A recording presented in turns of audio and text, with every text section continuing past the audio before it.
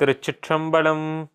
மாதொரு பாகம் நோக்கி மண்ணு சிற்றம்பலத்தே ஆதியும் மந்தமில்லா அற்புத தனிக்கூத்தாடும் ஆடல் வல்லானுடைய திருவடிகளை என் சென்னிமேல் இருத்தி என்னையும் ஒருவனாக்கி இருங்களல் சென்னியுள் வைத்த சண்முகநாத பெருமானுடைய வற்றாத தனிப்பெரும் கருணைக்கு எனது முதற்கண் வணக்கங்களை உரித்தாக்கி ஐபக்தி பசி நேயர்களாகிய தங்கள் அனைவருக்கும் எனது அன்பான வணக்கங்களையும் உரித்தாக்கி மகிழ்கிறேன்.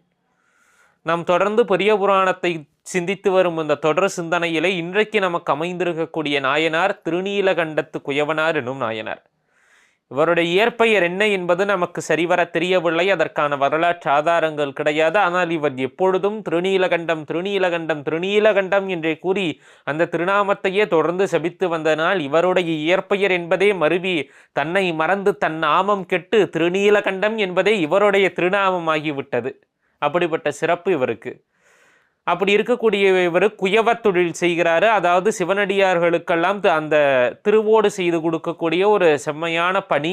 அந்த திருப்பணியிலே தன்னை ஈடுபடுத்தி கொண்டு இருக்கக்கூடிய நாயனார் இவர். ஒரு 25 வயசு தான் இருக்கும். இவருடைய வீட்டம்மா திருமணமாகி இருக்கிறது. இவருக்கு இல்லறத்தில் இருக்கக்கூடியவர்.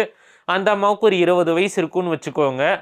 அப்படி இருக்கக்கூடியவர் எல்லா விஷயத்துலேயும் சிவபக்தி எல்லாத்துலேயும் சிறந்திருக்கக்கூடியவர் தான். ஆனால் இன்பத்துறையில் கொஞ்சம் எளியராகி போயிட்டாரு.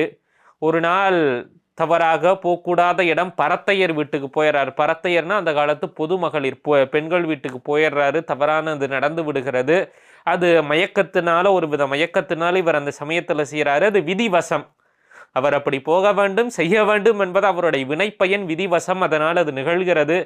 செய்து முடித்த பிறகுதான் அவருக்கு அது தவறுனே புரிகிறதையோ தப்பு பண்ணிட்டோமேன்ட்டு அவர் உணர்கிறாரு.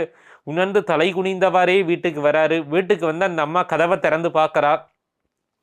பார்த்தா அந்த அம்மாவுக்கு பார்த்த முக மாத்திரத்திலே தெரிந்து விட்டது. எப்பவுமே மனைவிகள் ரொம்ப ஸ்மார்ட். அவர்களுக்கு உணர்வு அதிகம்.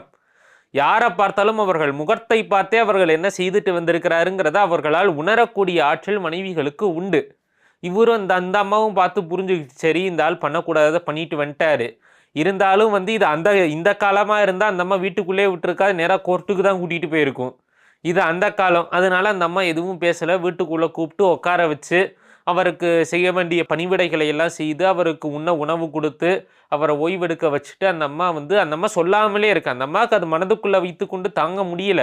ஆனால் அந்த வேதனையை வெளிப்படுத்தலை. இது திருநீலகண்டருக்கும் தெரியுது இந்த அம்மா மனசுக்குள்ளே வச்சுக்கிட்டு இருக்கிறான்ட்டு. ஆகையால் அவர் என்ன பண்ணுகிறாரு, வேண்டுவ இறந்து கூறி மெய்யுற அணைகிறார். கிட்ட போறாரு.